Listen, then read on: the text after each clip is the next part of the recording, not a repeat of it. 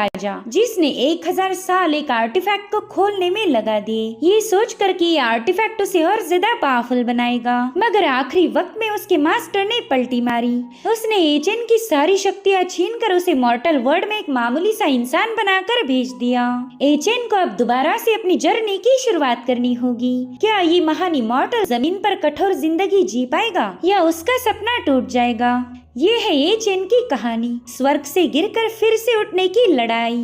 तो कहानी की शुरुआत में हम 9 हेवंस के डिवाइन लॉर्ड को देख पाते हैं, जो कि एक हेवनली मैकेनिज्म स्पेयर की सीक्रेट को अनलॉक करने की कोशिश कर रहे थे। वो अपने मास्टर को याद करते हुए कहने लगे कि मैंने अपनी जिंदगी के 1000 साल इसी में बिता दिए, लेकिन अगर आज मैं ये कारनामा कर पाया तो मैं भी आपके जैसे ही अपर रेल्म में असेंड हो जाऊंगा। वही दूसरी तरफ हमें डीमन किंग और गॉड किंग के दरमियान की बैटल दिखाई गई, जहाँ पर डीमन किंग कह रहा था, जी शाओ तुम ये बैटल हार चुके हो, अब तुम्हारे 9 हेवंस पूरी तरह से मेरे डीमन क्लैन के अंडर आ जाएंगे। जिस पर जीशाओ गुस्से में कहने लगे कि बड़े बड़े ख्वाब मत देखो। और अब जीशाओ ने ब्रह्मा ड्रैगन डिवार टेक्निक का यूज करते हुए उस पर अटैक करने की कोशिश की, मगर उतने में उनका ब्रह्मा ड्रैगन टुकड़ों में बिखर गया। दरअसल वहाँ पर हम एक बहुत ही विशाल हेवनली बर्ड को इमर्ज होते हुए देख पाते हैं। वेल दोनों भी उस स्पिरिचुअल बर्ड को देखकर थोड़ा सा पैनिक हो गए। इतना ही नहीं, डीमन किंग तो तुरंत ही जाकर जीशाओ के कंधे पर हाथ रखते हुए कहने लगा कि हम दोनों तो बस हमारी फ्रेंडली बैटल कर रहे थे, लेकिन शायद आपको लगा कि हम दोनों रियल वाली फाइट कर रहे हैं। वहीं पर गॉड किंग भी उस स्पिरिचुअल फिनिक्स को यही दिखा रहा था कि मानो डीमन किंग उसका जिगरी दोस्त है। और उतने में उस स्पिरिचुअल बर्ड उनसे कहने लगी कि हमारे डिवाइन लॉर्ड को बेवजह की फाइट्स पसंद नहीं आती। अगर तुम दोनों ने अगली बार कोई तमाशा खड़ा किया तो मैं तुम दोनों को एग्जीक्यूट कर दूंगी। और इतना कहते साथ ही वो परिंदा वहाँ से रवाना हो गया। उसके वहाँ से जाते ही डीमन किंग गुस्से में कह रहा था कि ये लोग हमेशा डिवाइन लॉर्ड की धमकी देकर हमें सप्रेस करते आए,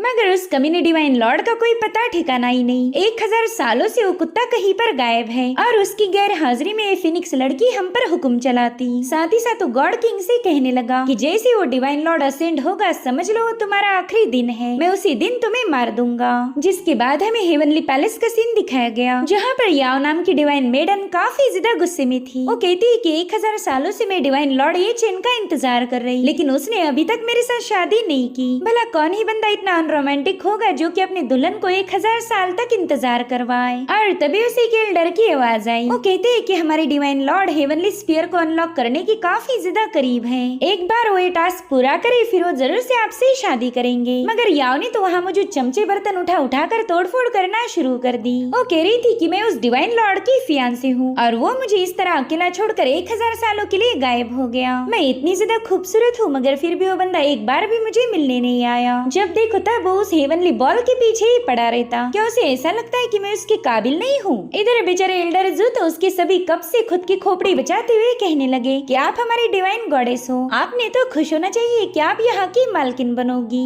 जो सुनकर भोली सी और थोड़ी सी खुश हो गई। उसे लग रहा था कि चलो शादी के बाद ही डिवाइन लॉर्ड से इस लंबे इंतजार का बदला लिया जाएगा। और उतने में वो डिवाइन फिनिक्स बर्ड वहाँ पर आ जाती है और तुरंत ही अपने ह्यूमन फॉर्म में आकर याओ को बताने लगी कि जैसे ही हमारे डिवाइन लॉर्ड हेवन में असेंड होंगे सबसे पहले तो तुमसे अपनी एंगेजमेंट तोड़ने वाले हैं। जो सुनकर याओ भी उस पर गुस्सा हो गई। वो कह रही थी कि बस एक बार मैं उस निकम्मे डिवाइन लॉर्ड की बीवी बन जाऊं, फिर देखना मैं कैसे इस गंदी परिंदे को धक्के मार मार के यहाँ से निकाल दूंगी। वेल इन दोनों की आपस में कभी भी नहीं बनती थी। अगर एल्डर जू इनके झगड़े नहीं छुड़ाती तो शायद ये अब तक का ही एक दूसरे को मार देती। और अब इन दोनों की हमेशा जैसी लड़ाइयाँ चल रही थी कि पूरा पैलेस शेक होने लगा। साथ ही आसमान में काफी स्ट्रॉन्ग डिवाइन फ्लक्चुएशंस रिलीज हो रहे थे। और फिर इन्हें डिवाइन लॉर्ड की आवाज आई जो कि खुश होकर कह रहे थे कि फाइनली मैंने स्फीयर को अनलॉक कर दिया। वेल इस न्यूज को सुनकर तो एल्डर जू और डिवाइन फिनिक्स काफी ज्यादा खुश हो गए। इधर याओ भी समझ गई थी कि डिवाइन लॉर्ड अब असेंड होने वाले हैं, इसलिए चिल्लाते हुए कहने लगी कि असेंड होने से पहले ही तुम्हें मेरे साथ शादी करनी पड़ेगी। इधर डिवाइन लॉर्ड अपने मास्टर को याद करते हुए कहने लगे कि 1000 साल पहले आपने ट्रेजर मेरे लिए छोड़ दिया था और आज मैंने इसे अनलॉक कर दिया। अब मैं भी आपके पास असेंड हो सकता हूँ। लेकिन उतने में उस स्फीयर से उन्हें कुछ आवाज आने लगी जो कि डिवाइन लॉर्ड को बताती है कि अगर तुम्हें असेंड होना है तो सबसे पहला मॉर्टल बनना पड़ेगा और इमॉर्टल से एक मॉर्टल बनना ये सफर तुम्हारे लिए आसान नहीं होने वाला। इधर डिवाइन लॉर्ड तो उस ऑप को बोलता हुआ देखकर ही काफी ज्यादा हैरान हो गए और उतने में वहाँ पर एक जोरदार एक्सप्लोजन हो गया, जिसके बाद हमें सीधे 1 महीने बाद की कहानी दिखाई गई जहाँ पर डिवाइन लॉर्ड अब मॉर्टल रेल्म में पहुंच चुके हैं। वो खुद से ही पूछ रहे थे कि पता नहीं क्यों मेरी बॉडी काफी ज्यादा हल्की महसूस हो रही, ऐसा लग रहा है मानो मेरी स्पिरिट बॉडी से अलग हो चुकी हो। मेरे ख्याल से असेंड होने के टाइम पर ऐसा ही फील होता होता होगा। वहीं पर वो आर्टिफैक्ट जिसका नाम टियानजी था वो लॉर्ड को बताने लगा कि आप फिलहाल मॉर्टल वर्ल्ड में हो और ये जो कमजोरी जैसा आपको फील हो रहा है वो कोई असेंशन नहीं बल्कि आपको भूख लगी है। जिस पर डिवाइन लॉर्ड कहते अच्छा तो फिर मेरा मुंह क्यों सूख रहा, ऐसा लगता है कि मेरी पूरी बॉडी में आग लगी हो। मेरे ख्याल से ये मेरे असेंशन की पहली ट्रायल होगी। तो टियानजी उन्हें इरिटेट होकर बताने लगा कि ये कोई असेंशियल की ट्रायल नहीं बल्कि आपको प्यास लगी है। मैंने आपको बताया था ना, अब आप एक मॉर्टल बन चुके हो और आपके मास्टर ने आपको जो भी टास्क दिए हैं उन्हें आपको कंप्लीट करना होगा।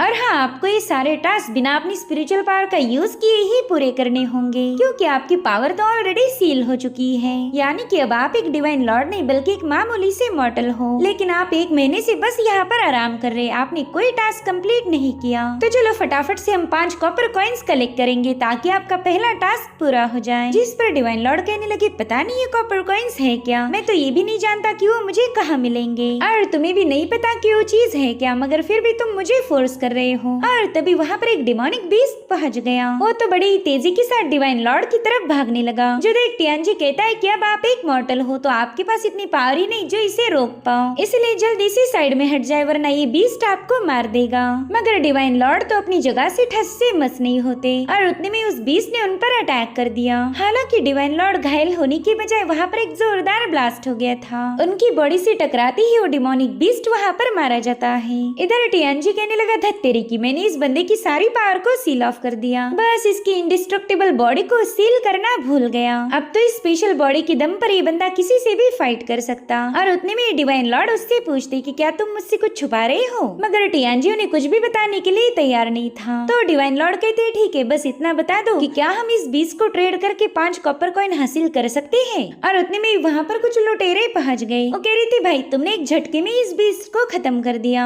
ये बात तो माननी पड़ेगी कि तुम काफी ज्यादा पावरफुल हो, मगर ये बीस्ट हमारा शिकार था इसलिए अब तुम इस बीस्ट को हमारे हवाले करोगे, लेकिन उसके बदले हम तुम्हें एक भारी कीमत देने के लिए भी तैयार है। तो बताओ फिर तुम्हें इसके बदले कितने पैसे चाहिए। अब बेचारे डिवाइन लॉर्ड को तो पैसे क्या होते हैं ये भी पता नहीं था। वो कहते मुझे सिर्फ 5 कॉपर कॉइन चाहिए। जिस पर वो लोग कहते बस 5 कॉपर कॉइन्स, अरे हम तुम्हें उससे भी बेहतर देंगे। और इतना कहते साथ ही उस बंदे ने गोल्ड का एक बड़ा सा पीस उनकी तरफ थ्रो किया जो कि 5 कॉपर कॉइन्स के मुकाबले काफी ज्यादा एक्सपेंसिव है।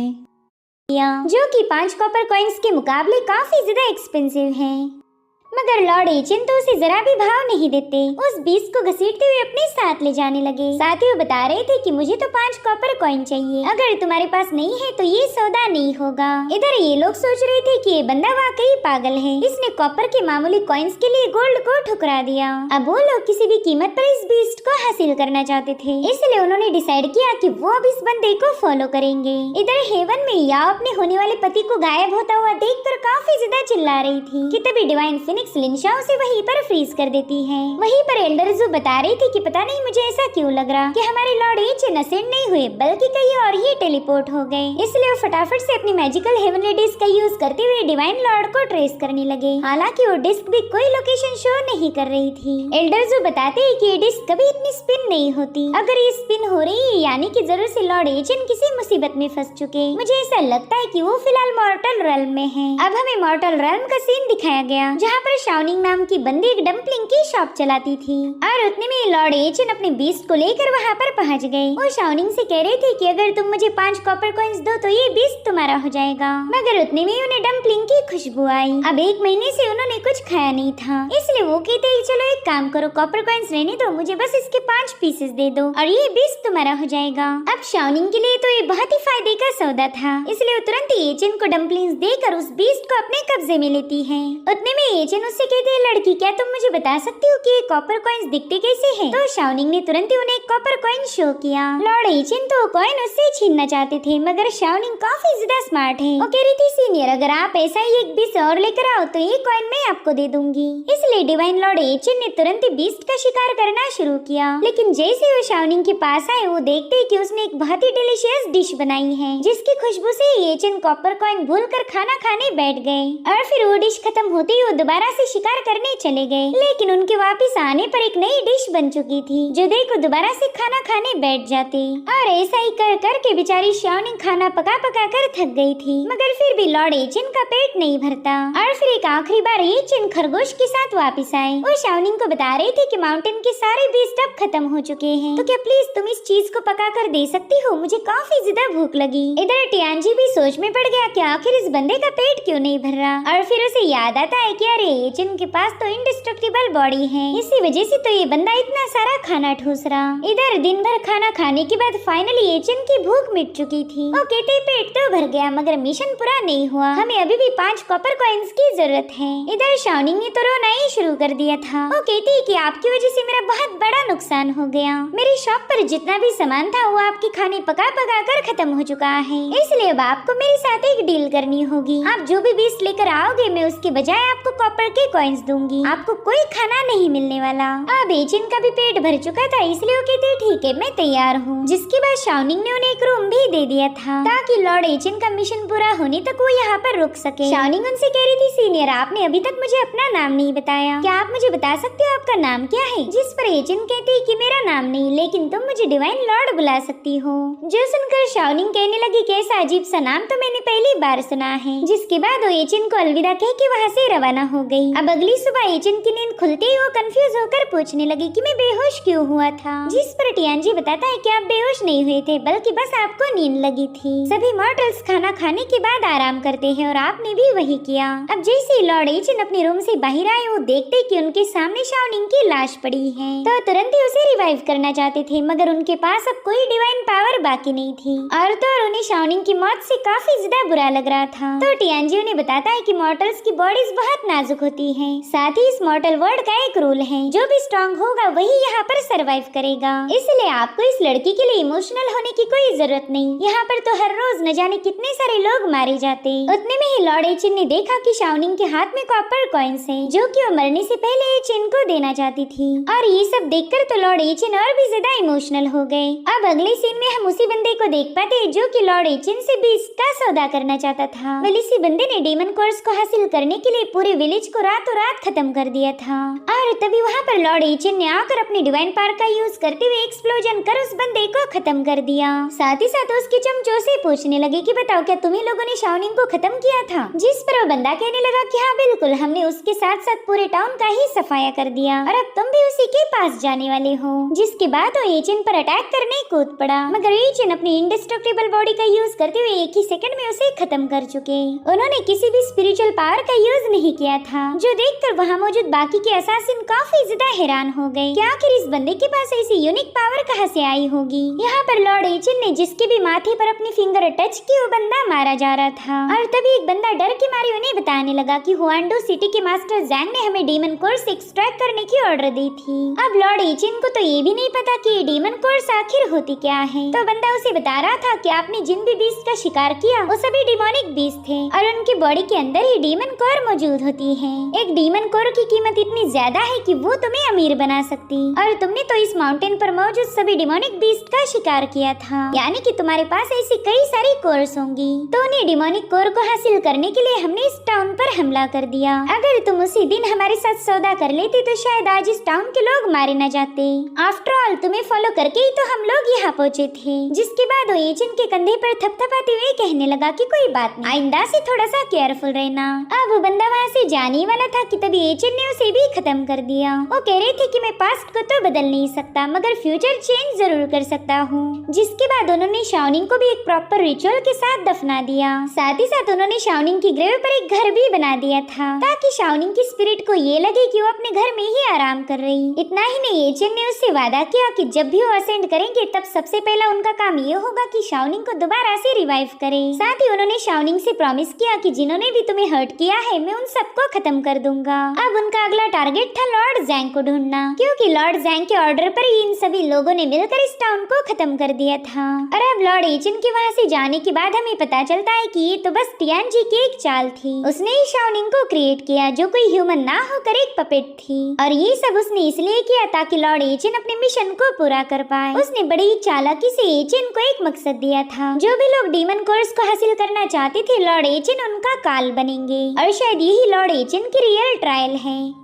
उन्हें हेवन से इसलिए यहाँ भेजा गया है ताकि वो इस दुनिया से बुराई को मिटा सके। अब टियानजी का जो काम था वो तो उसने पूरा कर लिया, इसलिए वो तुरंत ही वहाँ से वैनिश हो जाता है। साथ ही साथ उसने क्रिएट किया हुआ इल्यूजन भी वहाँ से गायब हो गया। वहीं पर लॉर्ड एचिन ये देखकर कंफ्यूज थे कि वो पूरा की पूरा टाउन ही वैनिश हो गया। साथ ही साथ उन्होंने नोटिस किया कि टियानजी में अब कोई कॉन्शियसनेस बाकी नहीं है, जो देखकर लॉर्ड एचिन काफी ज्यादा शॉक और कंफ्यूज हो गए। मगर उन्हें अपनी दोस्त शाओनिंग की मौत का बदला लेना था, इसलिए वो तुरंत ही हुआंगडो सिटी की तरफ रवाना हो चुके। इधर हेवनली पैलेस में याओ को अनफ्रीज करते ही उसने डिवाइन फिनिक्स पर गुस्सा उतारना शुरू कर दिया। मगर फिनिक्स उसे बता रही थी कि देखो लॉर्ड तो यहाँ से जा चुके, वो फिलहाल मॉर्टल वर्ल्ड में फंसे हुए हैं, तो अब तुम उनकी फियांसे होने के नाते तुम्हें भी उन्हें फॉलो करना चाहिए। जो सुनकर याओ कह रही थी अच्छा तो तुम ये चाहती हो कि मैं मॉर्टल वर्ल्ड में जाकर तुम्हारे मास्टर को वापस लाऊं? क्या तुम मुझे बेवकूफ समझती हो? भला मैं वहाँ पर क्यों जाऊंगी? उस दुनिया में तो कोई स्पिरिचुअल पावर मौजूद ही नहीं है, वहाँ जाते ही इमॉर्टल्स की पावर लॉस्ट हो जाती। और तुम चाहती हो कि मैं वहाँ जाकर अपनी मौत को गले लगा लूं? एक काम करो, तुम खुद ही जाकर अपने लॉर्ड को वापस लेके आओ।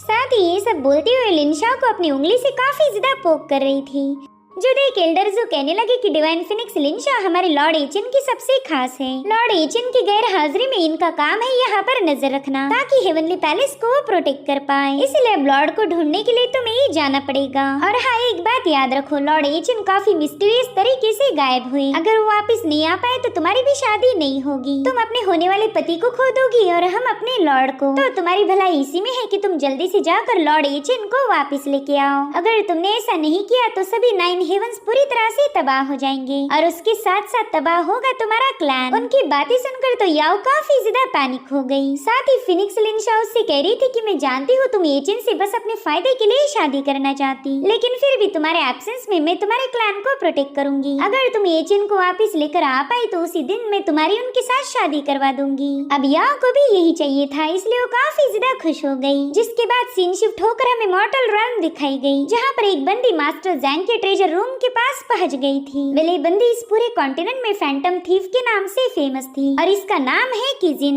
वेल ये काफी ज्यादा शातिर और जानी मानी चोर थी। उसने तुरंत ही वहाँ मौजूद सिपाहियों को डिस्ट्रॉय करने के लिए वहाँ पर स्मोक फैला दिया और फिर वो फटाफट से ट्रेजर रूम में पहुंच गई। मगर उसके बाद जाते ही केज उस पर गिर जाता है। किजिन के साथ तो ऐसा पहली बार हुआ था कि वो बिना चोरी के ही पकड़ी गई। साथ ही उसने नोटिस किया कि उस केज में बहुत ही भयानक लाइटनिंग पावर फ्लो हो रही, जिसे हाथ लगाना भी किजिन के लिए मुश्किल था। और अब वहाँ पर मास्टर जैंग वेई की एंट्री हो गई। वो किजिन से कह रहा था कि तुम्हारे पास ढेर सारा ट्रेजर है, मगर फिर भी तुम मेरे डीमन कोर्स को चुराने यहाँ आई हो। सो ये बात तो माननी पड़ेगी कि तुम बहादुर के साथ साथ बहुत बड़ी बेवकूफ हो। और उतने में किजिन ने उसके मुंह पर अपनी चप्पल फेंक के मारी, जिससे तो जैंग काफी ज्यादा भड़क गया था। अब वो किजिन को खत्म करने के लिए उसके पास पहुँच गया था कि तभी एक पत्थर बड़ी तेजी के साथ आकर उसके माथे पर हिट हो गया। उस छोटे से पत्थर ने उसका माथा चीर दिया था, जिसके चलते जैंग की वहीं पर मौत हो गई। और फिर वहाँ पर एंट्री हुई लॉर्ड एचिन की।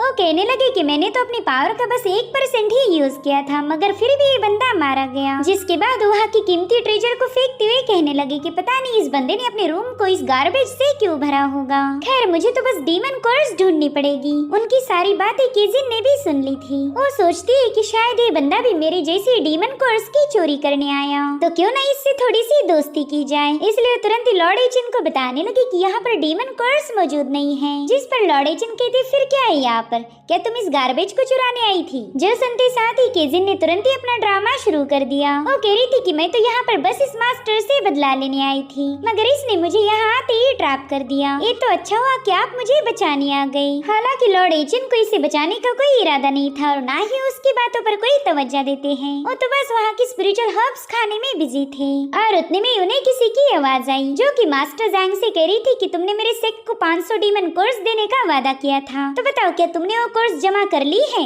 इधर लॉर्ड एचिन ये सब सुनकर एक स्पिरिचुअल फ्रूट खाते हुए कहने लगे कि शायद वो तुम ही थे जिसके लिए कुछ असासिन्स ने मासूम लोगों का खात्मा कर दिया। उन असासिन्स ने बस कुछ ही डीमन कोर्स हासिल करने के लिए मेरी दोस्त शाओनिंग को भी मार दिया। और तभी वहाँ का डोर ओपन होने लगा। वो बंदा कह रहा था कि शायद तुम्हारा मास्टर जैंग तो मर चुका है, अब उसके पोजीशन में मौजूद सारी डीमन कोर्स मेरी हो जाएंगी। और हाँ, तुम कोई बेवकूफी करने से पहले ही मैं तुम्हें बता बता दूं कि तुम और ये केज में बंद हुई लड़की मेरा मुकाबला नहीं कर सकते, इसलिए जल्दी से वो सारी कोर्स मेरे हवाले कर दो। तो लॉर्ड एचिन उसे बताने लगे कि मैं तो बस थोड़ी देर पहले यहाँ आया था और तभी मुझे इस बंदी ने बताया कि यहाँ पर कोई डिमोनिक कोर मौजूद नहीं है और अब हमें वो बंदा दिखाया जाता है। दरअसल एक काओशान सेक्ट का डिसाइपल था। यहाँ पर किजिन को पता था कि ये बंदा उन पर अटैक करेगा, इसलिए वो तो पहले ही मरने का नाटक करने लगी। इधर उस बंदे ने अपनी सोर्ड से लॉर्ड एचिन पर हमला कर दिया। हालांकि वहाँ पर डिवाइन एनर्जी का एक जोरदार एक्सप्लोजन हो गया, साथ ही साथ वहाँ का फ्लोर भी ब्रेक हो गया था, जिसके चलते किजिन एक अंडरग्राउंड इलाके में पटक गई। उसे एक सेकंड के लिए लग रहा था कि शायद वो आजाद हो गई, मगर ऊपर से वो केज दोबारा से वहीं पर आके उसे ट्रैप कर चुका।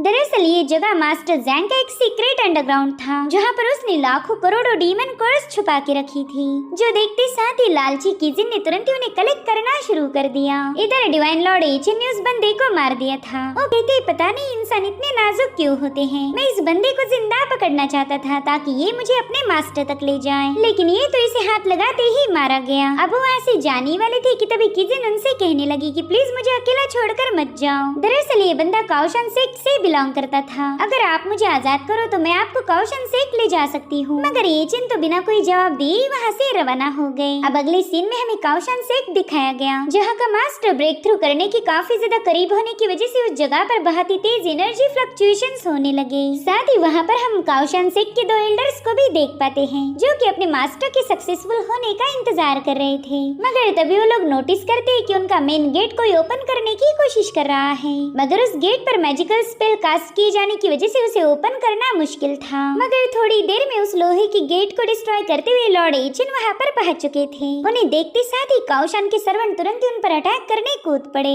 हालांकि एचिन की इमॉर्टल बॉडी से रिलीज होने वाली एनर्जी से वो सभी लोग मारे गए। साथ ही एचिन कह रहे थे कि क्या यही काओशान सेक्ट है? मुझे तो लगा था कि ये बहुत ही इम्प्रेसिव होगा, लेकिन मैं तो पूरी तरह से डिसअपॉइंट हो चुका हूँ। जो सुनते साथ ही वो दोनों एल्डर्स तुरंत ही उन पर अटैक करने जाने वाले थे। हालांकि उतने में वहाँ पर पावरफुल एनर्जी फ्लक्चुएशंस होते हुए काओशान सेक्ट का मास्टर अपने चेम्बर से बाहर आ गया। वेल इसका नाम है टियानलोंग और वो डिवाइन लॉर्ड से कोई बात कर पाए इससे पहले एचिन ने उसके मुंह पर एक जोरदार पंच हिट करते हुए उससे कहने लगे कि तुमने जैंग को डीमन कोर्स जमा करने का ऑर्डर दिया था, तुम्हारी वजह से शाओनिंग मारी गई, अब इसीलिए तुम्हें मरना होगा। जिसके बाद वो बड़ी ही तेजी के साथ उस पर पावरफुल पंचेस और किक्स हिट करने लगे।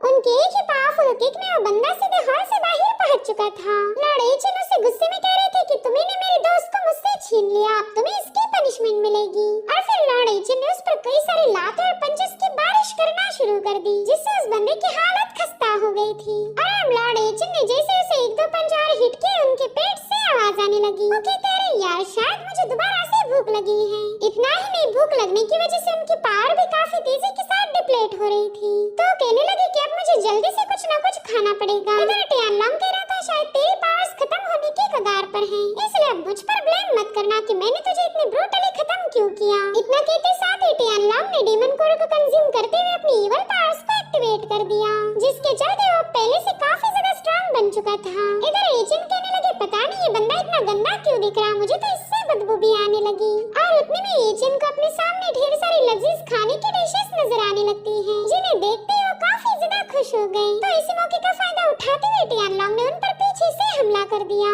मगर एचिन तो खाना खाने में इतना बिजी थे कि उस बंदे पर कोई तवज्जो नहीं देते।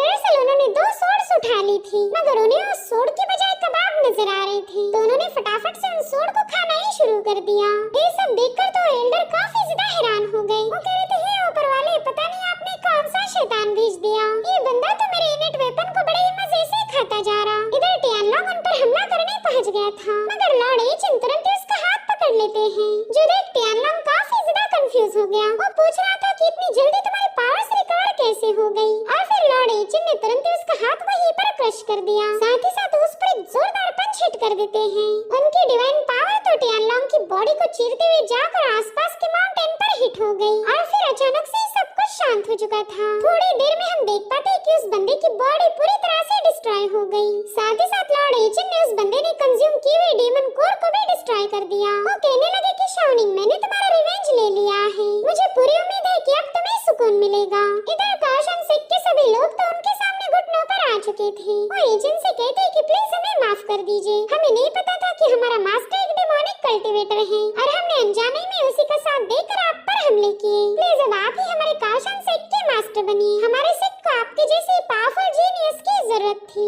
जिस पर एजेंट कहने लगे कि वो तो हम बाद में डिस्कस करेंगे, क्या पहले तुम मुझे थोड़ा सा खाना खिला सकते हो? दरअसल मुझे काफी ज्यादा भूख लगी है। तो अब अगले सीन में हम देख पाते कि लॉर्ड एजेंट ढेर सारा खाना खा रहे। उन्होंने अकेले ही 400-500 लोगों का खाना तो निपटा लिया होगा, जो देखकर वो एंडर्स भी सोच में पड़ गए कि पता नहीं ये बंदा इतना सारा खाना हजम कैसे करता होगा। अगर ये हर रोज इतना ही खाना खाएगा तो फिर हमारे काउशन सेट को कंगाल होने से कोई बचा नहीं सकता।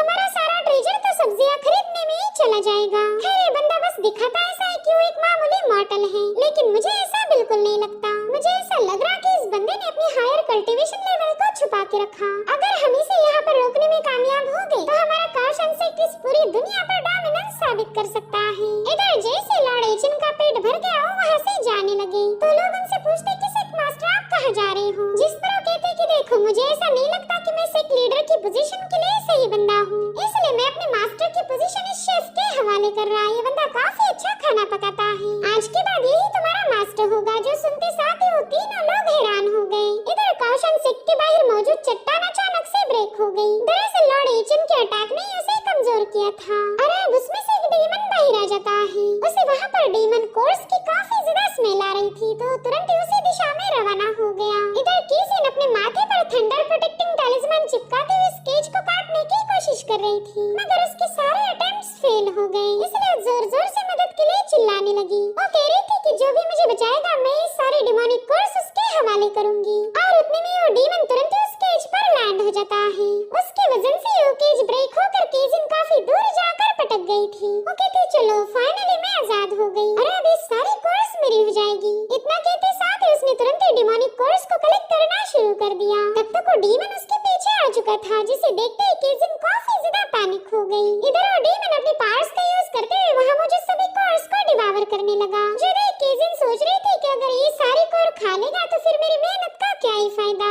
इसलिए वो भी हवा में फ्लोट करते हुए कुछ कोर्स को जमा करने लगी, मगर इससे तो डीमन को काफी ज्यादा गुस्सा आ गया था। उसे लग रहा था कि ये बंदी तो मुझसे मेरा खाना छीन रही। तो तुरंत ही कीजिन के सामने हाथ फैलाकर अपनी कोर्स वापस मांग रहा था, मगर कीजिन ठहरी एक चोर, भला वो अपनी कोर उसे क्यों देगी? इसलिए उसने उस डीमन के हाथ पर एक जोरदार चमाट लगा दी और फिर वहाँ से चिल्लाते हुए भागना शुरू कर चुकी। वहीं दूसरी तरफ लॉर्ड एजेंट टियानजी से पूछ रहे थे कि बताओ ना मुझे इतनी भूख क्यों लगती, कहीं मेरी बॉडी में कोई गड़बड़ी तो नहीं हो गई? मगर टियानजी तो कोई रिस्पॉन्ड नहीं दे रहा था। तो मास्टर एजेंट कहने लगे कि जिस दिन से शाओनिंग की मौत हुई उसी दिन से तुमने भी मेरी कोई बात का रिस्पॉन्स नहीं किया। कहीं ऐसा तो नहीं कि ये सब मेरे मास्टर का कोई प्लान था? शायद वो चाहते कि मैं दोबारा से कल्टीवेट करूं, मगर फिर वो कल्टीवेट भी नहीं कर पा रहे थे। इसलिए वो कहते मास्टर मैं एक इमॉर्टल था और आपने मुझे मॉर्टल बनाकर यहाँ भेज दिया। ये एक ऐसी दुनिया है जिसका मुझे कोई नॉलेज नहीं, मगर अब बहुत हुआ। मैं आपके इस गेम का हिस्सा नहीं बनना चाहता। अगर आप मुझे ऐसे नहीं करोगे तो मैं इसी दुनिया में अपना एक पैलेस बनाऊंगा। हालांकि उन्हें ये पता नहीं था कि उसे बनाया कैसे जाए। इधर कीजिन उस डीमन से बचकर भागते हुए ऐसी जगह पर पहुंच गई थी जहाँ पर लॉर्ड एजेंट अपना घर बना रहे थे। इसलिए वो तुरंत ही लॉर्ड एजेंट से मदद मांगने लगी कि प्लीज मुझे इस डीमन से बचा लीजिए। हालांकि एजेंट तो उसे पूरी तरह से इग्नोर मार रहे थे क्योंकि वो फिलहाल अपना घर बनाने में बिजी है। मगर वो जितनी बार भी अपना घर बनाने की कोशिश करते ये दोनों भी वहाँ से भाग कर उसे तोड़ देते। कीजिन उनसे कह रही थी सीनियर प्लीज मेरी मदद कीजिए वरना ये डीमन मुझे मार देगा। जिस पर वो कहते चल लड़के साइड में हट जा, दिख नहीं रहा क्या मैं कितना बिजी हूँ? मगर एक बार फिर से उस डीमन ने उनका घर तोड़ दिया था। हालांकि ये बात तो अच्छी है कि लॉर्ड एजेंट में काफी ज्यादा पेशेंस है। उन्होंने दोबारा से अपनी पूरी शिद्दत से घर बनाना शुरू किया। थोड़ी देर बाद वो कहते कि वाह शाओनिंग का घर बिल्कुल ऐसा ही था, मगर असल में ये बिल्कुल घर जैसा नहीं लग रहा था। हालांकि ये बात लॉर्ड एजेंट को कौन ही समझाए। उतने में ही उन्हें कीजिन की वहाँ पर आवाज आई। उसने ढेर सारे डीमन कोर्स को हवा में थ्रो कर दिया था। जो देखो डीमन उसे कंज्यूम करने के चक्कर में सीधे एजेंट के घर पर कूदने ही वाला था। हालांकि इस बार लॉर्ड एजेंट उसे दबोच लेते हैं। उन्होंने गुस्से में आकर बस एक ही सेकंड के अंदर उस डीमन का गला घोट कर उसे मार दिया था। जो देख कीजिन भी नर्वस होकर उन्हें थैंक्स बोलने लगी, जबकि एजेंट ने उसे नहीं बल्कि अपने घर को बचाने के लिए किया था। वो सोचते कि ये डीमन कोर्स को खाना चाहता था, लेकिन इतनी सारी कोर वो एक साथ खा ही नहीं सकता।